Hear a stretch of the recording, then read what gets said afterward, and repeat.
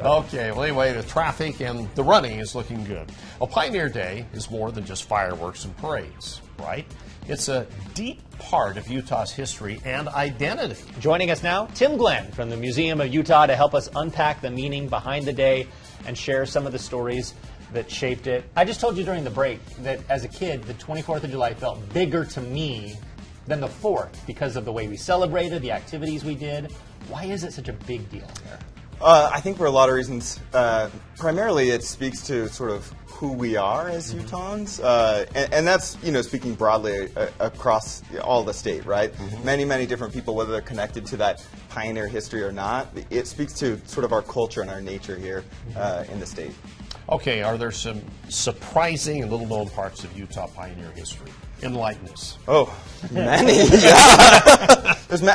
There's sort of history. We explore the myths, right, that happen, and we like to tell these tall tales because they're easier and they're fun. But when you get into the details of things like Pioneer Day, there's a lot of really interesting facts that we can pull out. So, for instance, the handcart, right? Huge sort of symbol of what it means to be a pioneer, right?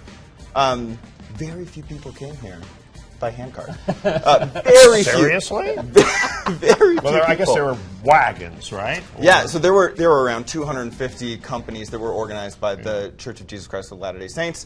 10 of those were handcart companies. Oh. So, you know, we love that story. It speaks to that sort of grit of those pioneers. Well, but for the people who had the handcarts, it was grit. Right, and all the kids who have had to do it over and over and over again throughout the ages, right? You're right. So we all know the legend. We all know what would supposedly happen that came through. This is the place. What really happened when they laid eyes on the valley? Oh, well, I mean, I suppose there are many details that we don't know, but actually some people showed up on July 22nd. Okay. And there's a park in Salt Lake City called First Encampment Park. Yeah. That was the first place where people camped. Brigham Young did show up on July 24th and confirmed that this is, you know, the place that they were headed. But we know as early as 1845 that they were looking at the Salt Lake Valley as the place they wanted to come to. So, again, the details are really, really interesting. Well, who was here in 1845? Great question, yeah. Lots of people. There were a lot of people living here in 1845. I think that's another really important point to Pioneer Day. Not to sort of villainize the experience in any way, but adds full context to what this place was like when those pioneers showed up. Yeah, the state has 8 federally recognized tribes. Those people were living here. No, that's true. Yeah, they were here first. Right. You brought up the handcarts and how maybe there weren't so many of them. What was that experience like for early settlers doing this trek to get here? Difficult for sure. A long, sort of arduous journey. You think about. You know, I don't know if you ever go. You're not a runner, so we heard. But you go running or you go, out on a walk, and you think like, I'm going to cover 2-3 miles today. Well, they would have gone a little further than that, but they would have seen the place they were going all day, right? You would have looked out at a mountain and been like, yeah, we're going to get to that in 3 days, right? Yeah.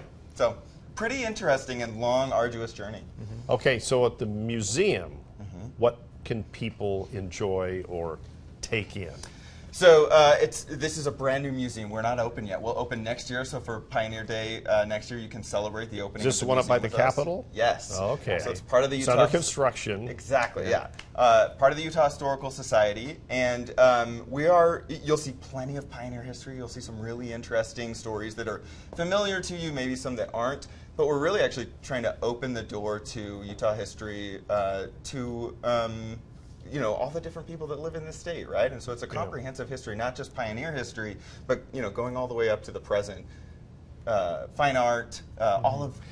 Go ahead. Yeah, well, I was going to say you have a lot of stuff that's just kind of been in storage, but it's going to be visible now, right? Yes. Yeah. So the Historical Society actually started in 1897 as part of the Pioneer Jubilee, which was the first July 24th celebration, and that is when we started collecting materials, and it has taken us over 100 years to get a museum where we can actually show these materials. Yeah, that's cool. Well, give us the history of this museum and how it's opening up. Maybe people haven't heard about this. Sure. So we're one of the last states actually in the country to get an official state history museum. Okay. So What's with that? You know, I don't know. We've got to be grateful to the people who are making it happen now, right? That's true. But we've been working on it for several years now. Well, like I said, we'll open next year. It'll be free to the public, and it's just part of the Utah Historical Society. We'll show off the state's fine art collection and history collection, and like I said, sort of open the door to history to a lot of stories that probably 4th and 7th graders, those are the Utah Studies classes, haven't heard before, right? Yeah. So we expect a lot of those kids to be introduced to people like Wat Misaka, one of my favorite stories, who, you know, if you're a University of Utah basketball fan, you know that story, but many people don't. He's the first Asian American to play in the NBA, right? Came from the University of Utah, won a championship here. We'll have stories like that on display. Okay, give us one good, deep thought about Pioneer Day that we can just soak in as we celebrate this holiday. I kind of love the history of the celebration itself and how it's grown over time. It's so important to us. There's now this subversive element to Pioneer Day. Pioneer Day. Pioneer Day. But it's accessible to everyone in Utah. That's not a fact, but it's what I love about it. Do you have a favorite fact, a favorite historical fact of the journey here that maybe people don't know? Lincoln, put me on the spot. I don't. No, Okay. I don't. Okay. We love all the facts in history. That's the safe answer. Yeah. Well, Tim, thank you for coming in this morning. Yeah, It's fun talking about this. It's all fascinating, and the museum's really going to be cool. Oh, I look forward to we're it. really looking forward to it. All right. Appreciate it. Well, thanks for being with us.